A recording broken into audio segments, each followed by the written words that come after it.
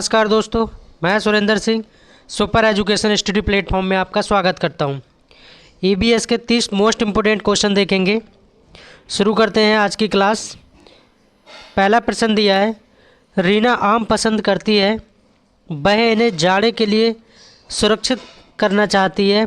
निम्नलिखित में से कौन सा तरीका संरक्षण के लिए सर्वाधिक उपयुक्त होगा। एक रीना नाम की लड़की है जो कि आम खाना पसंद करती है और जाड़ों की बात की जा रही है, तो कौन सा तरीका सही होगा। ए में कहा जा रहा है अचार और आम पापड़ बनाना, बी में कहा जा रहा है जूस तैयार करना और वायुरोधी डिब्बे में संचित करना, और सी में कहा जा रहा है प्लास्टिक के थैले में रखना, और डी में कहा जा रहा है कि रेफ्रिजरेटर से वंचित करना।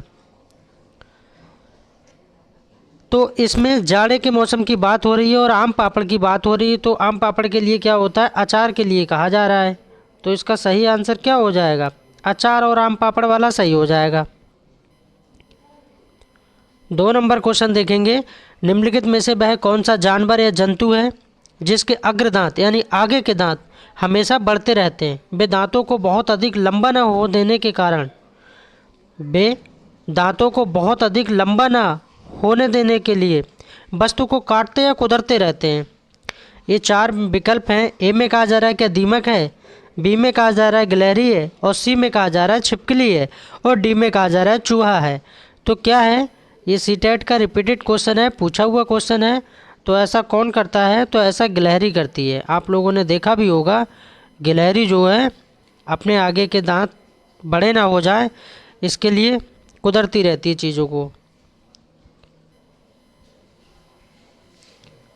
3 नंबर क्वेश्चन है, रेगिस्तानी ओक के बारे में निम्नलिखित कथनों का अध्ययन कीजिए।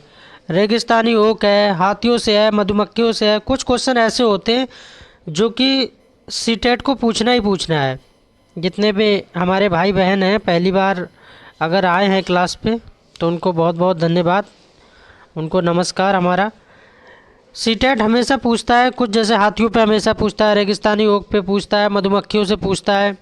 हर बार कुछ टॉपिक ऐसे हैं जो निश्चित हैं, जिनसे आप पढ़ लीजिए तो पास तो हो ही जाओगे। अगर अच्छा स्कोर करना है सीटेट में, बहुत बेहतर करना है, तो बस लगातार बने रहिए चैनल पे और लगातार ईमानदारी के साथ पढ़ाई कीजिए, क्योंकि सफलता का कोई शॉर्टकट नहीं है। सफलता का मूल मंत्र ही है लगातार अभ्यास करना, मन के साथ पढ़ाई करना और खुद से एक नियम बनाना। इसके विकल्प देख लेंगे क्या क्या कह रहा है। रेगिस्तानी ओक एक वृक्ष है जिसकी ऊंचाई हमारी कक्षा के कमरे के लगभग बराबर अर्थात 4 मीटर होती है। ए में कहा जा रहा है रेगिस्तानी ओक के बारे में, और बी में कहा जा रहा है इस वृक्ष की जड़ें जो होती हैं नीचे वृक्ष की ऊंचाई की लगभग 30 गुनी गहराई तक जमीन में भीतर जाती हैं, तब तक कि पानी तक ना पहुंच जाए। बी में ऐसा कहा जा रहा है, और सी में कहा जा रहा है इस वृक्ष के तने में पानी एकत्रित होता है, इकट्ठा रहता है। सी में कहा जा रहा है, और डी में कहा जा रहा है ये वृक्ष अबू धाबी में पाया जाता है। इनमें से सही कथन को चुनिए। क्या ए बी डी सही होगा या बी सी डी सही होगा। इस तरह से सीटेट पूछता है कूट में। क्वेश्चन तो सिंपल है, लेकिन ये कूट में पूछता है। सीटेट की अपनी खासियत है, लेंथी करके पूछता है। और सी में कहा जा रहा है ए बी दोनों ठीक होंगे, केवल में कहा जा रहा है ए बी, और डी में कहा जा रहा है ए बी सी सही है। तो प्रश्न नंबर 3 का आंसर हो जाएगा ए बी सी। ये तीनों फैक्ट सही हैं, ए बी और सी। एक बार फिर से ऊपर देख लेते हैं। ए में कहा जा रहा है रेगिस्तानी ओक एक वृक्ष है जिसकी ऊंचाई हमारी कक्षा के कमरे के लगभग बराबर अर्थात 4 मीटर होती है। बिल्कुल बात सही है, रेगिस्तानी ओक के बारे में ये फैक्ट ठीक है। और बी में कहा जा रहा है इस वृक्ष की जड़ें जो होती है नीचे वृक्ष की ऊंचाई की लगभग 30 गुनी गहराई तक जमीन में भीतर जाती हैं, और तब तक जाती हैं जब तक कि पानी तक ना पहुंच जाए। और सी में कहा जा रहा है इस वृक्ष के तने में पानी एकत्रित होता है जब वहाँ पर सूखा पड़ता है। कमेंट करके बताइए कि रेगिस्तानी ओक कहाँ पाया जाता है। जब वहाँ सूखा पड़ता है तो क्या होता है, वहाँ के लोग जो ये पेड़ है रेगिस्तानी ओक, इसके तने का पानी निकाल के ही पीते हैं। तो इसका ये भी ठीक है। और ये डी में कहा जा रहा है ये वृक्ष अबू धाबी में पाया जाता है, ये बात बिल्कुल गलत है, क्योंकि ये अबू धाबी में नहीं पाया जाता है। ए बी सी तीनों सही हैं। उम्मीद करता हूँ रेगिस्तानी ओक से सारे डाउट क्लियर हो गए होंगे, और कमेंट करके बताइए कि रेगिस्तानी ओक कहाँ पाया जाता है। मैंने पढ़ा दिया है। 4 नंबर क्वेश्चन है, नीचे दिए गए सभी जानवरों में निम्नलिखित में से कौन सी विशेषता पाई जाती है। छिपकली दिया है, गौरैया, कछुआ और सांप। क्या विशेषता पाई जाती है छिपकली, गौरैया और कछुआ और सांप में? 4 नंबर में पूछा जा रहा है। क्या ये छिपकली, गौरैया, कछुआ, सांप ये सारे अंडे देते हैं? ए में कहा जा रहा है। बी में कहा जा रहा है कि ये जहरीले होते हैं। और सी में कहा जा रहा है वे भूमि एवं जल दोनों में रहते हैं। और डी में कहा जा रहा है उनके शरीर सल्क से ढके होते हैं। तो इनकी जो विशेषता है मेन वो क्या है? ए सही हो जाएगा। वे सभी अंडे देते हैं। छिपकली भी अंडे देती है, गौरैया भी अंडे देती है और कछुआ भी अंडे और सांप भी अंडे। 5 नंबर क्वेश्चन देखेंगे, निम्नलिखित में से कौन सा मच्छरों से होने या फैलने वाले रोगों का समुच्चय है? ए में कहा जा रहा है चिकनगुनिया, मलेरिया, मियादी बुखार। और बी में कहा जा रहा है हैजा, डेंगू, मलेरिया। और सी में कहा जा रहा है चिकनगुनिया, डेंगू, मलेरिया। और डी में कहा जा रहा है चिकनगुनिया, हैजा, मियादी बुखार। तो 5 का सही आंसर हो जाएगा चिकनगुनिया, डेंगू, मलेरिया। ये फैक्ट बिल्कुल ठीक है, सी सही हो जाएगा। ये मच्छरों से होने वाले क्या है? रोग है। 6 नंबर क्वेश्चन देखेंगे, इस पौधे में पत्तियां हैं जिन्हें सब्जी की तरह प्रयोग में लाया जाता है और इसके बीजों से तेल प्राप्त किया जाता है। ये पौधा कौन सा है? अधिकतर लोगों को, लगभग 90% लोगों को इसका आंसर पता होगा, चाहे वो ग्रामीण क्षेत्र से हो चाहे शहरी क्षेत्र से हो, सभी को पता होगा इसका आंसर। तो उसकी सब्जी भी बनाई जाती है उसकी पत्तियों से और इसके बीजों से तेल प्राप्त किया जाता है। क्या पालक में ऐसा होता है? क्या नारियल की सब्ज़ी बनाई जाती है? क्या बंद गोभी में ऐसा होता है या सरसों में ऐसा होता है? तो किस में होता है? सरसों में ऐसा होता है। सरसों के तेल को पिरा के हम लोग घर में सब्ज़ी बनाते हैं, खाना बनाते हैं सरसों में। और जो सरसों के जो पत्तियां होती हैं, जो उसकी टहनियाँ होती हैं, पत्तियां, उनसे हम साग बना लेते हैं, सूखा साग, और सब्जी तैयार कर लेते हैं। हमारी बहनों को पता होगा अच्छे से। 7 नंबर क्वेश्चन है, प्राथमिक स्तर पर पर्यावरण अध्ययन के आकलन में निम्नलिखित में से कौन सा एक संकेतक उपयुक्त नहीं है? नहीं में पूछा जा रहा है, नेगेटिव में पूछा जा रहा है, पॉजिटिव नहीं लेना है, नेगेटिव में पूछा जा रहा है स्मरण करना, प्रश्न पूछना, न्याय और समानता के प्रति चिंता करना। और डी में कहा जा रहा है सहयोग। तो क्या सही हो जाएगा? 7 का सही आंसर हो जाएगा स्मरण करना। नहीं में पूछा जा रहा है इसलिए स्मरण सही हो जाएगा, ए सही हो जाएगा। 8 नंबर क्वेश्चन देखेंगे, पर्यावरण अध्ययन के शिक्षण से उन प्रक्रिया आधारित कौशलों को बढ़ावा दिया जाना चाहिए जो पूछताछ आधारित प्रत्यक्ष अनुभवों के केंद्र बिंदु हैं। निम्नलिखित में से कौन सा एक ऐसा कौशल नहीं है? यहाँ पर भी नहीं में पूछा जा रहा है पूर्वानुमान, निर्धारण, निष्कर्ष निकालना, अवलोकन। तो 8 का सही आंसर हो जाएगा निर्धारण, जबकि पूर्वानुमान होना चाहिए, निष्कर्ष निकालना होना चाहिए और अवलोकन भी होना चाहिए। तो बी सही हो जाएगा। 9 नंबर क्वेश्चन देखेंगे, कक्षा 5 की अध्यापिका सोनी चाहती है, एक टीचर है, एक लेडीज़ है, कक्षा 5 की अध्यापिका सोनी जिनका नाम है, चाहती हैं कि उसके विद्यार्थी आसपास के पौधों का अवलोकन करें। सार्थक अधिगम यानी सीखने के लिए उसे बच्चों को क्या करने के लिए प्रोत्साहित करना चाहिए? प्रोत्साहित कैसा वर्ड है? मैंने हर वीडियो में बताया है। प्रोत्साहित कैसा है? पॉजिटिव है। और हतोत्साहित कैसा है? नेगेटिव है। ये बात ध्यान रखना है, सीटेट में बहुत मायने रखती है पॉजिटिव और नेगेटिव, क्योंकि आप ये चीज़ समझ गए तो तुरंत गलत चीज़ को हटा दोगे। अब इसके विकल्प पढ़ लेते हैं। ए में कहा जा रहा है समझना कि पौधे भी सजीव होते हैं। फैक्ट बी में कहा जा रहा है समझना कि पौधे हमारे लिए उपयोगी होते हैं। और सी में कहा जा रहा है अधिकतम पौधों के नाम लिखना। और डी में कहा जा रहा है उनकी ऊंचाई, पत्तियां, गंध और उगने के लिए स्थान में अंतर का अवलोकन करना चाहिए। तो 9 का सही आंसर हो जाएगा। पढ़ने से भी लग रहा है कि उनकी ऊंचाई, पत्तियां, गंध और उगने के स्थानों में अंतर का अवलोकन करना चाहिए। इससे क्या है, बच्चे बहुत कुछ सीखेंगे। 10 नंबर क्वेश्चन देखेंगे, प्राथमिक कक्षाओं में पर्यावरण अध्ययन के लिए निम्नलिखित सभी समान उपागमों का अनुपालन किया जाना है, केवल इसे छोड़कर, एक फैक्ट को छोड़कर। किसको छोड़कर?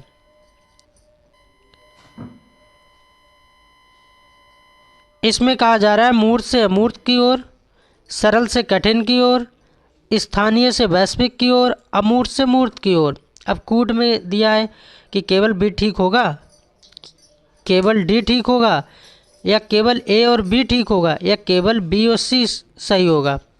तो 10 का सही आंसर हो जाएगा बी और सी सही होगा इसका, बी और सी सही है। अब बी में क्या है? सरल से कठिन की ओर जाएंगे, और सी में क्या है? स्थानीय से वैश्विक की ओर जाएंगे। ये दोनों बातें ठीक है। उम्मीद करता हूँ सारे फैक्ट क्लियर होते होंगे।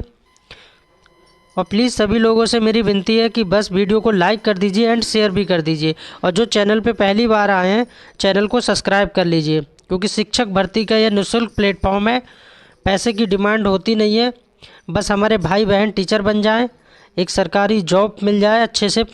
11 नंबर क्वेश्चन है, राष्ट्रीय पाठ्यचर्चा रूपरेखा NCF नेशनल कैरिकुलम फ्रेमवर्क, इसकी फुल फॉर्म भी पूछ ली जाती है, वो भी मैंने यहाँ बता दी है। NCF 2005 ने कक्षा 1 और कक्षा 2 के लिए पर्यावरण अध्ययन के किसी पाठ्यक्रम या पाठ्य पुस्तकों की संस्कृति नहीं की है। इसके लिए सबसे उपयुक्त कारण क्या होगा? क्वेश्चन का लेवल देख लीजिए, ज़्यादातर सीटेट नहीं में पूछता है ताकि बच्चा गलतियाँ करे। फैक्ट ए में कहा जा रहा है कि पाठ्यक्रम का भार कम करने के लिए। बी में कहा जा रहा है पर्यावरण अध्ययन केवल कक्षा 3 से आगे की कक्षाओं के लिए है। और सी में कहा जा रहा है कक्षा 1 और कक्षा 2 के शिक्षार्थी पढ़ना लिखना नहीं जानते। और डी में कहा जा रहा है संदर्भ युक्त अधिगम परिवेश प्रदान करना। तो 11 का सही आंसर हो जाएगा सेकंड वाला, पर्यावरण अध्ययन केवल कक्षा 3 से आगे की कक्षाओं के लिए है। बी वाला सही हो जाएगा, 11 का बी सही हो जाएगा। 12 नंबर क्वेश्चन देखेंगे, कोई किसान उर्वरक और कीटनाशकों का अधिक उपयोग करके अपने खेतों में बार बार धान की फसल उगा रहा है। धान की फसल किस में आती है, रबी में या खरीफ में? तो खरीफ में आती है। और गेहूं की रबी में आती है। बार बार धान की फसल उगा रहा है, ऐसा करने से उसके खेतों की मिट्टी कैसी हो जाएगी? क्या ऐसा करने से उपजाऊ हो जाएगी या बंजर हो जाएगी? पढ़ लेते हैं। ए में कहा जा रहा है धान की फसलों के लिए ही उपयोगी रहेगी। बी में कहा जा रहा है जुताई के लिए उपयुक्त बन जाएगी। और सी में कहा जा रहा है बंजर हो जाएगी। और डी में कहा जा रहा है अन्य फसलों के लिए भी उपजाऊ बन जाएगी। तो 12 का सही आंसर हो जाएगा वो ज़मीन कैसी हो जाएगी? बंजर हो जाएगी। 13 नंबर प्रश्न है, महेश कक्षा 4 के शिक्षक हैं। महेश कक्षा 4 के शिक्षक हैं। वे वृक्ष संरक्षण की अवधारणा पर शिक्षार्थियों को संवेदनशील बनाने के लिए योजना बनाते हैं। तो निम्नलिखित में से कौन सी गतिविधि एक उद्देश्य के लिए सर्वाधिक उपयुक्त होगी? वाद विवाद प्रतियोगिता का आयोजन करवाना। क्या महेश सर को ऐसा करवाना चाहिए?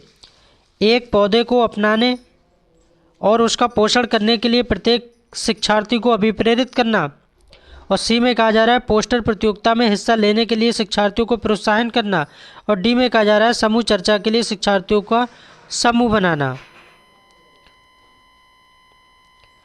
तो इसका सही आंसर हो जाएगा बी वाला सही हो जाएगा, एक पौधे को अपनाने और उसका पोषण करने के लिए प्रत्येक शिक्षार्थी को अभिप्रेरित करना।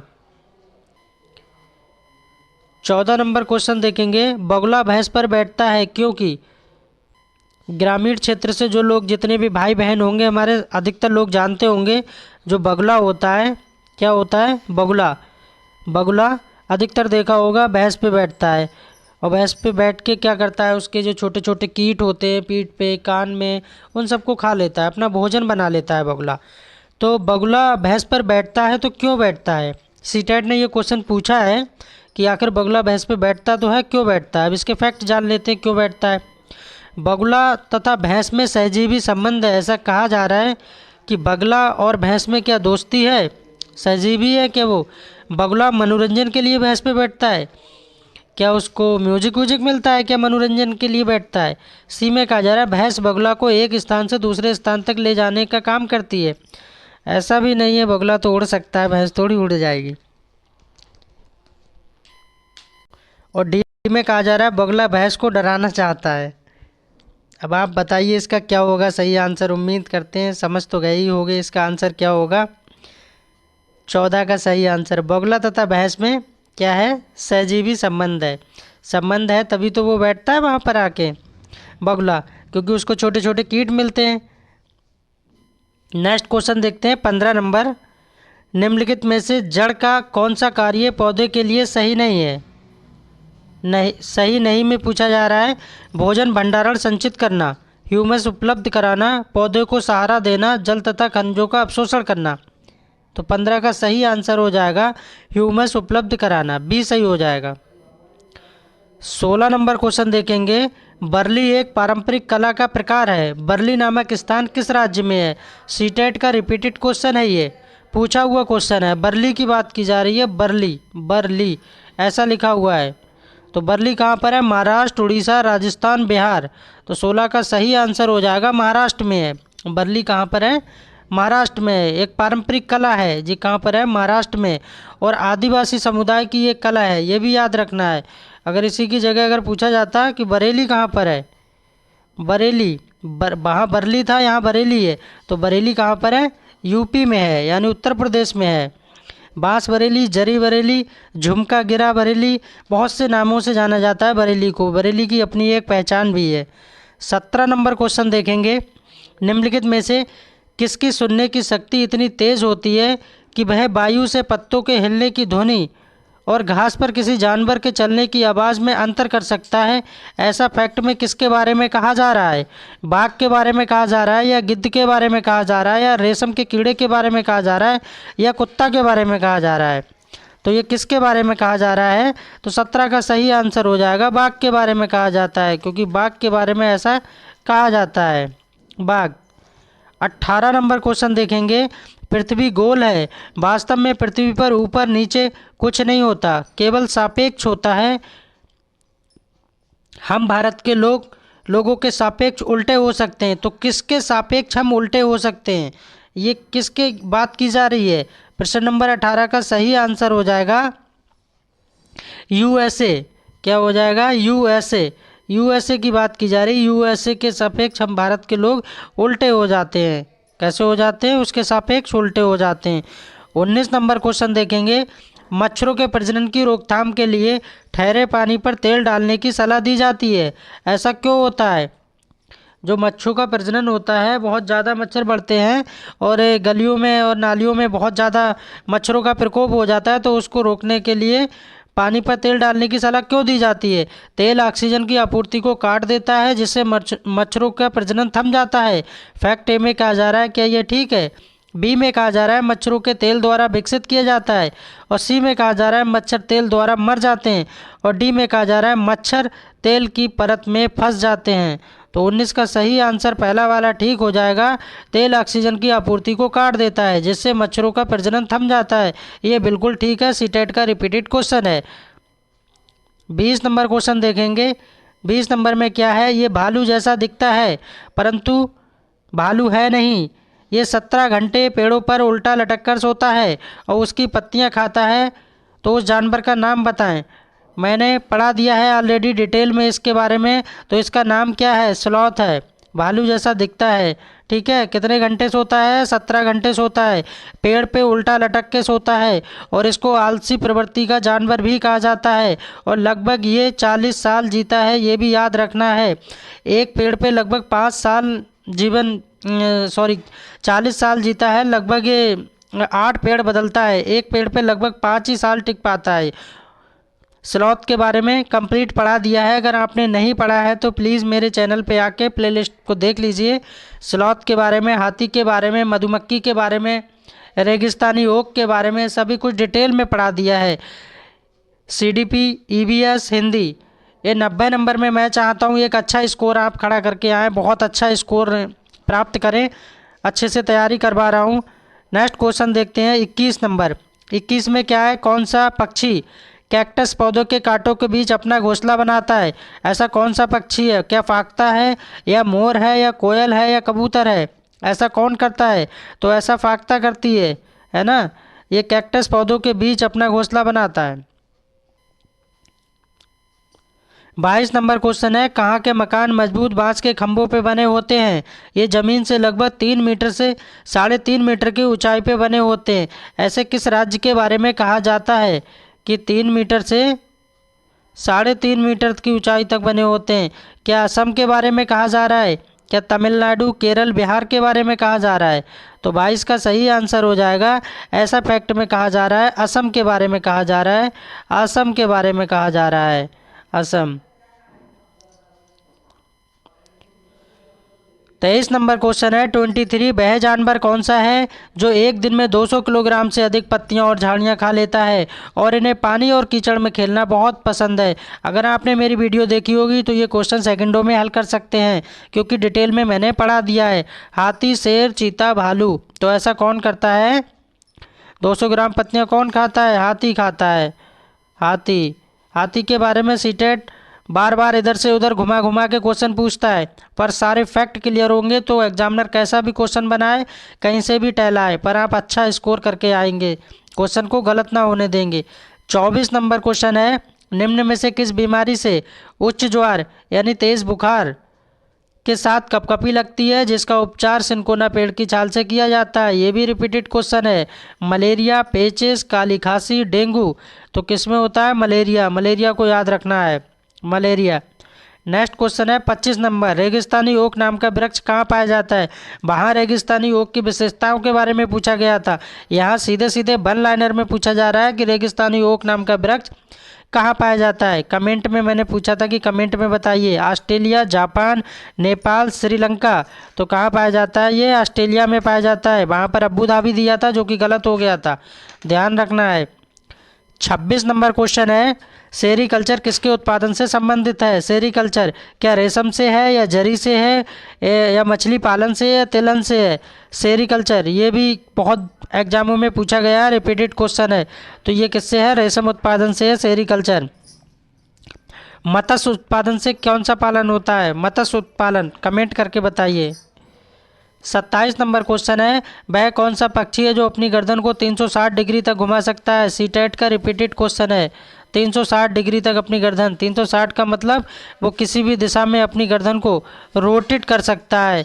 360 डिग्री, 360। उल्लू, कबूतर, तोता, बाज। तो ऐसा कौन करता है? उल्लू करता है।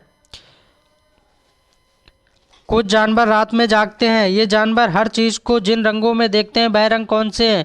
एक तो विशेषता ये बताई जा रही है कि ये रात में जागते हैं और कैसे कलर में होते हैं। ये काला और नीला को देखते हैं, या काला या सफ़ेद को देखते हैं, या लाल और सफ़ेद को, या बैंगनी और काला को।